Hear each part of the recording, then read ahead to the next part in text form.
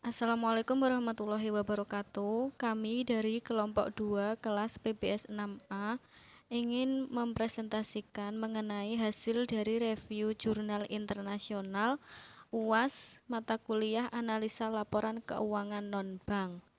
Dengan anggota kelompok yang pertama Anggrita Desi dengan NIM 185231008, yang kedua Santi Noviarti dengan NIM 185231102, yang ketiga Winda Saryanti 185231130.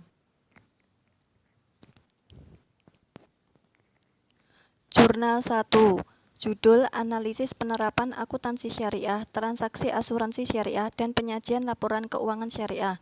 Studi Kasus Syariah Industri Asuransi. Penulis Imam Rosyadi dan Wiwi Utami. Penerbit Jurnal Internasional Sains dan Penelitian, Volume 9 edisi 7 Juli 2020, ISSN 2319764. Standar akuntansi adalah kunci sukses syariah lembaga dalam melayani masyarakat sekitar. Itu harus mampu menyajikan cukup, andal, dan relevan informasi bagi penggunanya, namun tetap dalam konteks keislaman syariah. Dalam asuransi syariah, hal yang paling penting ialah laporan keuangan syariah yang sesuai dengan ketentuan. Namun, dalam akuntansi transaksi asuransi syariah diterbitkan oleh DSAS atau Dewan Standar Akuntansi Syariah pada 21 April 2009. Dalam perkembangannya, DSAS perlu direvisi PSAK 108 berdasarkan pertimbangan 1. Perubahan ketentuan FAS, yaitu amandemen yang dilakukan untuk asuransi syariah diatur dalam PSAK 108 2009. 2. Penambahan ketentuan asuransi syariah, yaitu Dewan Syariah Nasional DSN MUI sejak diterbitkannya PSAK 108 2009 seperti Fatwa Nomor 81/DSN MUI /3/2011 tentang pengembalian dana tabaru bagi peserta asuransi yang berhenti sebelum jangka waktu perjanjian berakhir. 3. Kebutuhan akan konsistensi dan penyesuaian dengan PSAK 108 2009. Asuransi syariah. Kegiatan asuransi tidak bermaksud untuk mendahului kehendak Allah dan menghilangkan sifat kepercayaan yang dibutuhkan untuk seorang muslim. Adanya asuransi adalah sebagai bentuk perbuatan untuk mencegah terjadinya kesulitan pihak-pihak yang ditinggalkan sehingga kebutuhan seorang muslim dipenuhi. Karena asuransi merupakan pelaksanaan nilai-nilai syariah yang dianutnya dalam kegiatan keuangan dan bisnis ialah untuk dapat memenuhi kebutuhan manusia. Namun, dari kegiatan tersebut akan menyebabkan dua kemungkinan, yaitu keuntungan dan kerugian. Kerugian atau keuntungan dapat dikatakan sebagai resiko.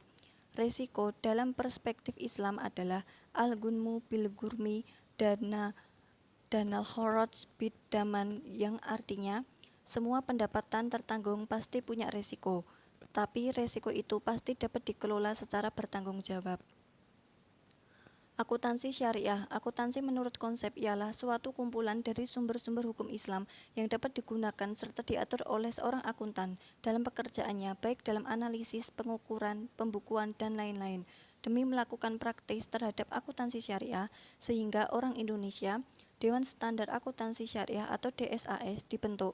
Dan pada tahun 2007, DSAS telah mulai mengeluarkan beberapa syariah standar akuntansi keuangan atau PSAK syariah.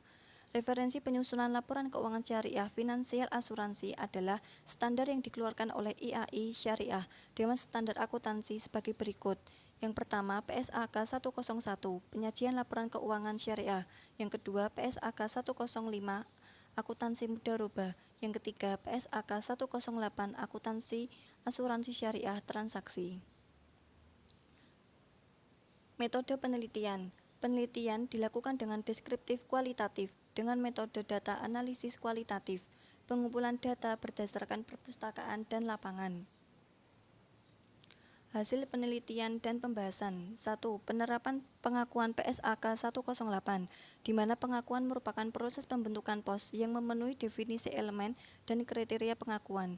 Hal ini dilihat dari hasil tabel dan pie chart bahwa penerapan pengakuan akuntansi untuk transaksi asuransi syariah dikategorikan diterapkan sepenuhnya sebesar 70%, sebagian diterapkan sebesar 25%, dan kategori belum diterapkan sebesar 5%, sehingga disimpulkan bahwa kecenderungan akuntansi pengakuan atas transaksi asuransi syariah sudah tepat, meski PSAK 108 masih ada yang belum diimplementasikan sepenuhnya.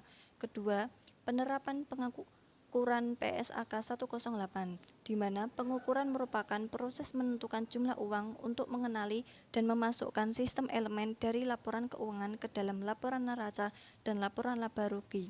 PSAK 108 mengatur tentang penentuan jumlah tunjangan teknis. Hal ini dilihat dari hasil data tabulasi distribusi dan diagram lingkaran, bahwa pengukuran untuk transaksi asuransi syariah dikategorikan diterapkan sepenuhnya sebesar 56%, diterapkan sebagian sebesar 28%, dan belum diterapkan sebesar 16%, sehingga disimpulkan bahwa kecenderungan akuntansi ukuran untuk transaksi asuransi syariah yaitu sesuai dengan PSAK 108, meskipun masih ada yang belum sepenuhnya dilaksanakan. Ketiga, penerapan PSAK 101, penyajian syariah laporan keuangan. Pernyataan Standar Akuntansi Keuangan Nomor 101 menetapkan dasar untuk penyajian laporan keuangan, bertujuan untuk mengatur penyajian dan pengungkapan laporan keuangan untuk tujuan umum, yang selanjutnya disebut sebagai laporan keuangan. Dilihat dari hasil tabel, data tabulasi distribusi, dan diagram lingkaran bahwa penerapan PSAK 101 di penyajian laporan keuangan syariah dalam kategori sedang diterapkan sepenuhnya sebesar 100%, sehingga disimpulkan bahwa kecenderungan penerapan laporan keuangan syariah sesuai dengan PSAK 101. Dan yang terakhir, penerapan pengungkapan pada PSAK 108, di mana pengungkapan merupakan sebuah konsep atau media tentang bagaimana informasi akuntansi disampaikan kepada pihak yang berkepentingan dalam bentuk entitas keuangan Islam, agar mendapatkan kepercayaan dari mereka yang mengasuransikan, di mana pengungkapan tersebut harus dipahami, dipercaya, relevan, dan transparan dari entitas asuransi. Hal ini dilihat dari hasil akuntansi penyajian transaksi asuransi syariah dalam kategori sepenuhnya dilaksanakan sebesar 100%, sehingga disimpulkan bahwa kecenderungan penyajian akuntansi untuk asuransi syariah transaksi sesuai dengan PSAK 108. Selanjutnya adalah jurnal kedua, judul Pelaporan Keuangan untuk Lembaga Keuangan Islam, studi kasus di Pelaporan Keuangan Islam, dengan penulis Muhammad Ibrahim, penerbit Jurnal International Research Gate pada Oktober 2019, dengan ISSN DOI 10.60.84. Pelaporan keuangan secara umum. Salah satu tujuan pelaporan keuangan adalah untuk membantu konsumen agar mereka memiliki kemampuan untuk membandingkan kinerja keuangan publik entitas bunga. Terdapat standar pelaporan keuangan, yaitu Standar Pelaporan Keuangan atau IFRS, yang dikeluarkan oleh Dewan Standar Akuntansi Internasional atau IASB. Pelaporan keuangan untuk lembaga. Lembaga keuangan Islam dalam menjalankan kegiatannya wajib menghindari unsur yang dilarang oleh prinsip Islam, yaitu yang pertama riba atau bunga, yang kedua spekulasi tingkat tinggi atau maisir, yang ketiga tingkat ketidakpastian atau horor, yang keempat dilarang melakukan kegiatan yang tidak diperbolehkan oleh nilai dan prinsip Islam. Sebagai contoh, entitas keuangan dalam menjalankan kegiatannya menghindari bunga dan dijalankan dengan akad, seperti akad mudharabah, musyarakah, dan ijaroh. Dalam pelaporan-laporan keuangan, biasanya dalam lembaga keuangan Islam atau syariah diharapkan mencangkup hal berikut ini. Yang pertama, neraca menunjukkan posisi keuangan pada tanggal tertentu. Yang kedua, akun laba rugi. Ini menunjukkan penghasilan komprehensif periode berjalan. Yang ketiga, pernyataan menunjukkan transaksi dengan pemilik dan klaim mereka atas bisnis, termasuk cadangan risiko tingkat keuntungan dan cadangan risiko akun investasi tidak dibatasi. Yang keempat, pernyataan menunjukkan arus kas dan dana ke dalam dan keluar. Yang kelima, laporan auditor independen. Yang keenam, komite audit syariah tentang laporan kepatuhan terhadap prinsip syariah. Yang ketujuh, rekening arus masuk dan keluar di dana zakat dan sodakoh. Yang kedelapan, rekening aliran masuk dan aliran dana keluar dalam dana khor dan hasanah. Mengapa IV Islam membutuhkan seperangkat standar akuntansi dan pelaporan keuangan yang berbeda? Berikut ada beberapa poin. Yang pertama, untuk mengetahui bahwa lembaga perantara keuangan adalah lembaga yang menggunakan prinsip Islam atau syariah dan dengan memperhatikan adanya peraturan dan nilai dasar yang ada. Yang kedua, sifat ikatan antara lembaga keuangan Islam dan pelanggannya dengan siapa mereka bertransaksi berbeda secara signifikan dengan hubungan pelanggan yang bertransaksi dengan keuangan konvensional entitas seperti penyedia asuransi, bank, dan organisasi keuangan lainnya.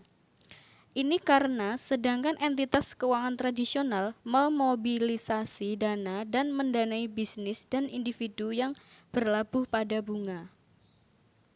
Tujuan pelaporan keuangan dan akuntansi untuk IV.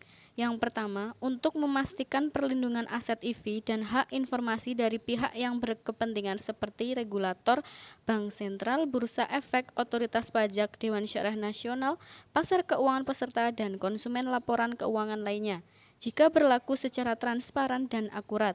Yang kedua, untuk meningkatkan kapabilitas produktif, kapabilitas eksekutif, dan sumber daya manusia dari IV dan memungkinkannya kepatuhan dengan tujuan dan kebijakan yang ditetapkan dan di atas segalanya, kepatuhan pada prinsip-prinsip Islam jurisprudensi komersial dalam semua transaksi dan kegiatan. Informasi dalam laporan keuangan oleh lembaga keuangan Islam. Laporan keuangan tahunan harus menyediakan jenis informasi berikut. Yang pertama, informasi tentang kepatuhan lembaga keuangan Islam terhadap iklan Islam jurisprudensi beserta tujuan dan nilainya, sehingga memungkinkan terbentuknya mekanisme kepatuhan di mana pengungkapan yang kredibel mengenai metode di mana pendapatan dan pengeluaran terlarang, jika ada, didokumentasikan dan disimpan setelah dibayar secara sukarela oleh para pihak ke dalam rekening amal yang ditunjuk. Pengungkapan terkait dengan pelepasan tugas fidusia IV. Yang kedua, pengungkapan terkait dengan pelepasan tanggung jawab komunal IV, tantangan umum akuntansi dan pelaporan keuangan dari lembaga keuangan Islam atau pengakuan penghentian pengakuan aset dan kewajiban. Selanjutnya, ada beberapa pengakuan, di antaranya yang pertama, pengakuan biaya. Prinsip dasar pengakuan beban adalah terjadinya peristiwa yang menimbulkan akuntansi biaya pada periode tersebut. Hal ini karena pengeluaran yang dikeluarkan harus disesuaikan dengan pendapatan dari pendapatan yang diakui selama transaksi spesifik tersebut atau terkait dengan periode tertentu dicakup oleh laporan keuangan tersebut. Yang kedua, pengakuan keuntungan dan kerugian. Saat pengakuan keuntungan sama dengan pengakuan pendapatan, kecuali bahwa umumnya para akuntan berpegang lebih erat terhadap konsep realisasi, artinya keuntungan umumnya tidak diakui sampai pertukaran atau penjualan terjadi. Saat pengakuan kerugian, apa yang harus dipenuhi agar penurunan nilai aset yang memenuhi definisi biaya atau rugi dapat diakui? Kriteria pengakuan kerugian sama dengan pengakuan beban. Yang ketiga, mengukur nilai. Pengukuran dampak keuangan dari transaksi yang diselesaikan dan dampak dari kejadian lain selama jangka waktu tertentu. Dalam istilah akuntansi, pengukuran ini mengacu pada tujuan mengidentifikasi jumlah pada yang mana aset, kewajiban, dan pada gilirannya nilai yang didistribusikan kepada pemilik atau pemegang saham dan bagian dari investasi dari pemegang rekening investasi tidak terbatas, diakui dalam keuangan Islam neraca lembaga. Keempat, tata kelola syariah, di mana sesuai dengan standar aturan syariah. Terdapat standar pelaporan keuangan internasional atau IFRS. Yang pertama, membantu International Accounting Standard Board atau Dewan untuk mengembangkan IFRS yang didasarkan pada konsep yang konsisten. Yang kedua, membantu semua pengguna untuk memahami akuntansi standar akuntansi. Yang ketiga, membantu penyusunan laporan keuangan untuk mengembangkan kebijakan akuntansi yang konsisten. Jika tidak ada yang spesifik, standar berlaku untuk memperhitungkan transaksi atau peristiwa tertentu, atau ketika standar kemungkinan alternatif yang diizinkan untuk kebijakan akuntansi.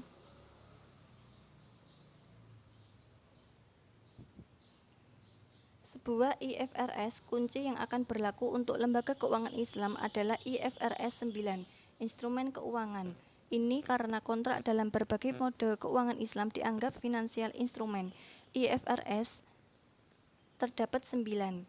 Yang pertama cakupan, yang kedua penurunan, yang keempat pengukuran, dan yang terakhir pengakuan awal. Sekian dan terima kasih. Wassalamualaikum warahmatullahi wabarakatuh.